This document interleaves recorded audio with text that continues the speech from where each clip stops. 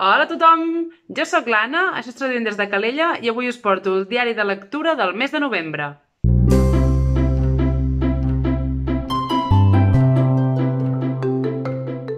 Hola, hola! Benvinguts un dia més al canal, moltes gràcies per ser aquí. Avui us porto el diari de lectura del mes de novembre, ja gairebé acabant el mes de desembre. Se m'ha allargat una mica, això el vaig anar deixant i no d'això. Ves que hi havia un llibre que al finals de novembre l'estava a punt d'acabar, el vaig acabar el 4 o el 5 de desembre, l'inclouré en aquest vídeo, espero que no us importi, però això estava com, va, que acabo aquest i després gravo el vídeo, i al final l'he deixat i no hi havia manera, i ara dic, home, Anna, posa-t'hi abans d'acabar l'any, perquè si no se m'ajuntarà amb el de desembre, amb el de lectures, millors lectures, bueno, molta feina aquí amb els vídeos, però bé, m'agradaria abans de començar que si em voleu deixar en els comentaris doncs, alguna lectura que vulgueu destacar del mes de novembre, com fem sempre, no? Una que us va agradar molt, o potser una que no us va agradar gens, o qualsevol cosa que vulgueu destacar dels llibres que vau llegir. M'agradarà molt llegir-vos, com sempre. Sé que sempre trigo una mica a contestar els comentaris, si em perdonareu, però tard o d'hora us contesto. Potser al cap d'uns mesos de fer el comentari, no? Veieu una notificació que us he contestat. Però bé, tard o d'hora rebreu resposta, que sé que sóc una mica lenta. Però bé, comencem amb les lectures. Vaig llegir 2 llibres i un còmic, que estic molt contenta, després us l'ensenyo. Però el primer llibre que vaig llegir va ser Crying in H-Mart, de Michelle Zauner. Aquest llibre no el tenim traduït en català i jo diria que en castellà tampoc, vaja, no em sona gens, però jo l'havia vist en alguns vídeos doncs, de noies que parlen, bueno, que llegeixen en anglès, i també al canal d'en Mikey F, que llegeix molts llibres en anglès i també n'havia parlat, i no tenia com pensat llegir-lo pròximament, ni comprar-me'l ni res, però vaig anar de viatge a Berlín i passejant per una llibreria el vaig veure amb aquesta edició de butxaca, diguéssim, perquè sí que n'hi ha una edició més grossa, per tant, més cara, i vaig veure aquesta edició, és que tinc una relació rara amb els llibres en anglès, aquests típics, bé, que no sé si el tacte és com de goma, però les pàgines m'agraden molt. Alhora crec que són llibres que potser s'arruguen molt, o aquí el tinc, per exemple, un arrugat i brut, però m'agrada molt aquest format de llibre, he de dir. I res, que el vaig veure i estava molt bé de preu i me'l vaig decidir comprar i llegir.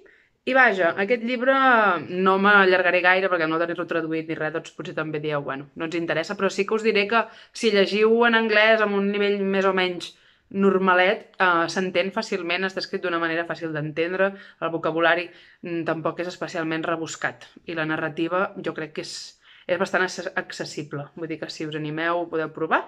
Bàsicament és un llibre autobiogràfic de Michelle Zauner, això de la seva vida, però sobretot doncs, de la relació amb la seva mare, que va morir de càncer quan ella tenia 25 anys, i ella ja ha dit en alguna entrevista que he llegit després de llegir el llibre, que va escriure aquest llibre bàsicament doncs, una mica per ordenar les seves idees, per posar alguns pensaments per escrit, sobretot per entendre la seva mare, perquè bé, la mare de Michelle Zauner era sud-coreana, però ells vivien als Estats Units, és a dir, ella va néixer als Estats Units, però de mare sud-coreana i de pare nord-americà, i bé, hi ha moltes situacions que ella t'explica de quan era petita o adolescent, de coses que feia la seva mare, no? Que en aquell moment li feien ràbia, no les entenia, veia la seva mare doncs, com una persona diferent, estranya, i ara ja de més gran, i després d'haver escrit el llibre o d'haver viscut aquest procés de la malaltia, la quimio i d'haver doncs, tot i que sàpiga greu admetre-ho, doncs aquesta experiència les va acabar unint, no? Que dir, no cal viure una experiència així per unir-te, però sovint passa, no? Que en aquestes situacions, doncs bé, després de tot aquest procés,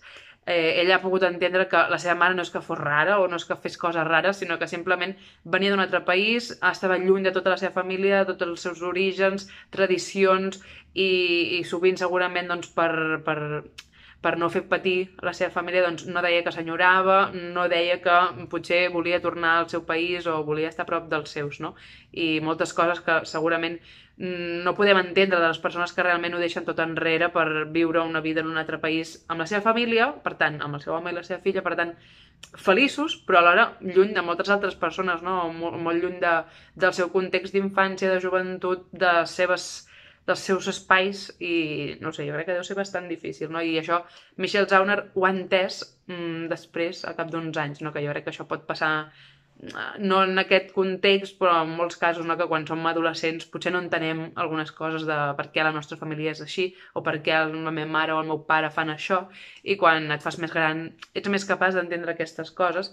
I bé, que m'estic anant una mica. Però bàsicament l'H Mart del títol fa referència a una cadena de supermercats de menjar asiàtic que hi ha als Estats Units, i és que el menjar és una de les coses que connecten la Michelle amb la seva mare, no? O sigui, la seva mare, a part de l'idioma, doncs una de les coses que la segueixen connectant amb Corea és el menjar, i al llarg del llibre doncs, la Michelle ens explica doncs, molts plats o molts àpats, moltes tradicions gastronòmiques coreanes que la seva mare doncs, l'intenta transmetre com a llegat. I això, que el menjar té molta importància en el llibre. Sí que allò que us deia abans de l'anglès, doncs quan en alguns moments es posen a parlar, que això ja no és culpa de l'anglès, sinó del coreà en si, diguéssim, però es posa a parlar de plats i receptes i ingredients, aquí potser sí que dius, ui, ara m'he perdut, però no perquè no entenguis anglès, sinó perquè et parla d'ingredients que aquí a la nostra gastronomia no tenim, no?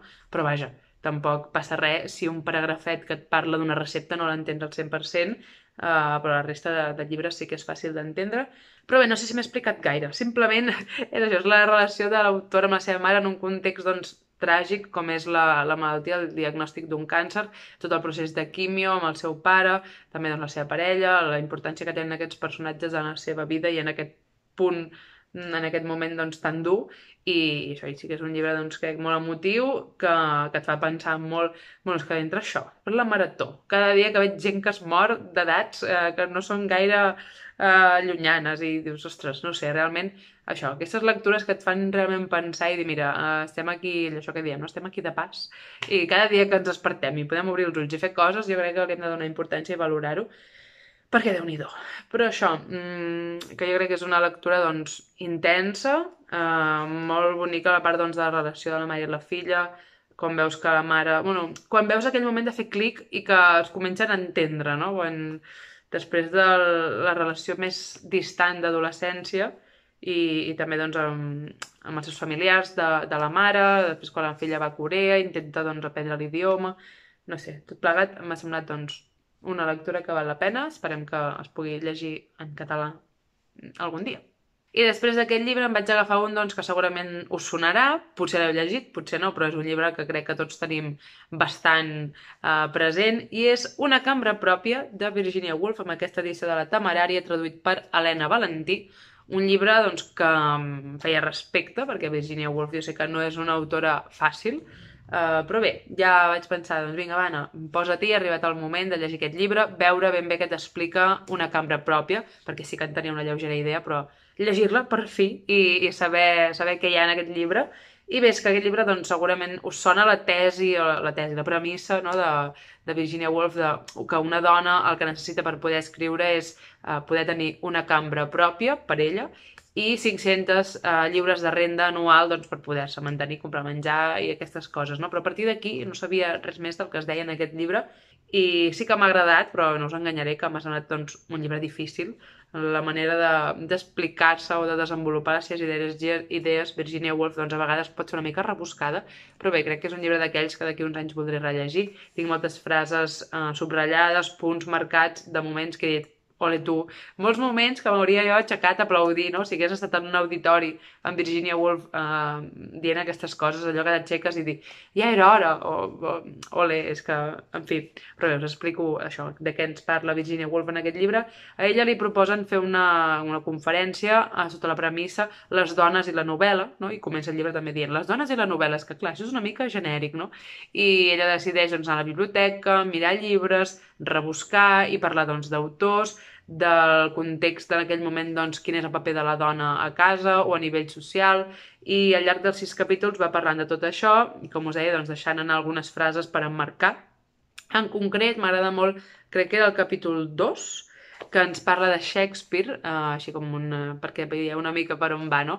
Que es veu que un dia un bisbe va dir que cap dona podria arribar a tenir el nivell de genialitat de Shakespeare, no? I tu llegeixes això i dius, indignada, i llavors Virginia Woolf al cap d'un paràgraf et diu jo crec que el bisbe tenia raó, i home, Virginia, no pot ser, com pots dir que aquest bisbe té raó, que cap dona pot arribar al nivell de Shakespeare, i llavors t'explica per què, i és doncs per què? Doncs perquè les dones han d'estar a casa, perquè si les veuen escrivint, ai, què escrius? Tu no pots escriure, perquè mentre els homes estaven a la universitat estudiant, les dones estaven a casa aprenent a cuinar i cosir i fer les feines de la casa, doncs aquí entens per què Virginia Woolf admet que mai cap dona podrà tenir el nivell de genialitat de Shakespeare, no? I és bàsicament perquè no els hi deixaven.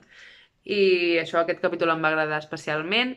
També doncs, parla per exemple, Orgull i Prejudici, si ja es considera una bona obra, doncs com de més bona hauria pogut arribar a ser si la dona, l'escriptora Jane Austen, doncs no hagués tingut les condicions que tenia en aquell moment, no?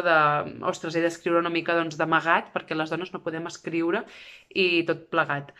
Com us deia, doncs sí que ho explica en alguns moments. Hi ha paràgrafs o hi ha capítols que són molt clars i que dius, ole, i que bé que m'ho estic passant llegint això, i brutal, i d'altres que una mica per mi massa recargolats, no? Que dius, bueno, ara mateix m'he perdut, Virginia, ja em perdonaràs. Però sí que crec que en general doncs, m'he marcat moltes coses, com us deia, m'ha agradat molt per posar alguns pensaments, doncs, algunes idees una mica en ordre o per tenir jo també doncs, més arguments de cara a algunes persones, no? Que puguin dir això, us esteu inventant exagerades, això típic, no? Doncs dir, doncs no, perquè el que diu aquí Virginia Woolf doncs, és totalment cert. I res, això, no em vull allargar gaire més amb aquest llibre, només que crec que si us interessa una mica el tema feminisme o el paper de la dona en la literatura, doncs crec que pot ser interessant intentar-lo llegir. Sí que això, doncs que a poc, i que aneu una mica preparats, doncs que no és una autora fàcil en el sentit estilístic, no? Que a vegades doncs, fa unes metàfores i unes d'allò que potser en un moment dius m'he perdut, però pots rellegir o anar fent, no? Hi ha un vídeo de la Marta, de la Mare de Llibres, que us el deixaré aquí enllaçat, que fa una ressenya del llibre Cap al far, i que ella ja ho diu en aquell vídeo, que a vegades Virginia Woolf i altres autors potser no passa res si acabes de llegir el llibre i dius no ho he entès tot, vull dir, són autors difícils, però segur que alguna cosa t'ha quedat, segur que alguna cosa has entès, potser d'aquí 5 anys el llegeixo i entenc coses noves, capes que m'he perdut una mica, doncs les entenc millor, al final, doncs segur que tots els llibres, si els llegim en un altre moment de la vida, ens marquen o ens transmeten una cosa o altra, doncs amb aquests llibres també. I això, que sí que crec que és una lectura que entenc que tingui el ressò que té i la fama que té i que sigui tan referenciat i citat i que si no doni tanta importància. O sigui, sí que ho crec, això, 100%. I després un llibre que vaig llegir doncs, una mica al llarg de tot el mes, no? Que si era al metro, que si ara tinc 5 minuts per llegir, així doncs una mica més de manera fragmentària, va ser el Doctor Slum, el volum número 1 de la col·lecció de Planeta, de traducció en català. I aquest llibre, quan van dir que publicarien Doctor Slum en català, que s'ha fet per primer cop, doncs no sé, jo no acostumo a llegir còmic, ja ho sabeu si veieu els meus vídeos, però no sé, em va agafar un d'allò de, Doctor Slum en català, no sé, una mica doncs d'il·lusió de tornar a aquests dibuixos d'infància, bueno, que jo els havia vist en anime, en dibuixos, i també una part de, com es diu, militància lingüística, de dir que Planeta vegi que ara en català interessa, compra! Vull dir, una mica entre la il·lusió i la militància, no? I la veritat és que m'ho he passat molt bé. Bé, veieu, aquí tenim l'Arare. Jo no me'n recordava gaire de la història, o sigui, sí, l'Arare, un robot que en Senbei ha creat, però una mica aquí arribaven els records, vull dir, recordo escenes o personatges, però no la història. M'encantaria tornar a poder mirar els capítols, la veritat. I això, que per si no sabeu de què va l'Arare, bàsicament tenim el Doctor Slum, que és en Senbei Norimaki, que és un científic, i crea un robot que està viu, és l'Arare, que té cos de robot, que funciona amb cables, que no menja, que no pot menjar perquè no té sistema digestiu ni no pot empassar, però que va a l'escola, que fa una vida doncs, normal, que té amics, però sempre doncs, amb aquestes coses de l'Arare no, cada cop dona una empenta a algú i l'envia a quilòmetres lluny perquè té molta força, perquè és un robot, o li diuen coses que no entén, o no sé, és molt divertit, perquè ella és molt innocent, perquè en realitat no sap gens com funciona el món, no? Però es relaciona amb gent normal. Llavors, està dins del món sense saber gaire ben bé de què va tot això, i llavors fa coses que la gent es queda com però aquesta nena, i que òbviament ningú es planteja que sigui un robot, perquè és que no... Tu quan veus una persona una mica estranya no penses, oi, deu ser un robot. Només penses, ostres, aquesta nena té molta força, i ja està, no? I això genera situacions molt divertides. Sí que, evidentment, hi ha coses una mica caducades, no? A nivell de...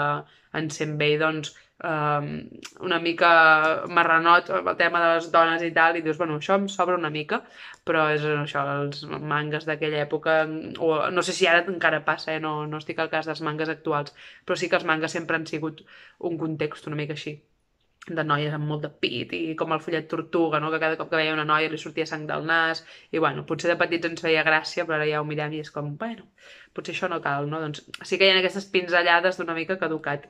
Però res, m'ha fet molta gràcia també doncs, en moments que el còmic s'autoreferencia ell mateix de ai, sí, clar, és que això és un còmic i coses així. I res, l'he seguit llegint, ara estic llegint el número 2, diria que n'hi ha 15, o sigui, aniré fent.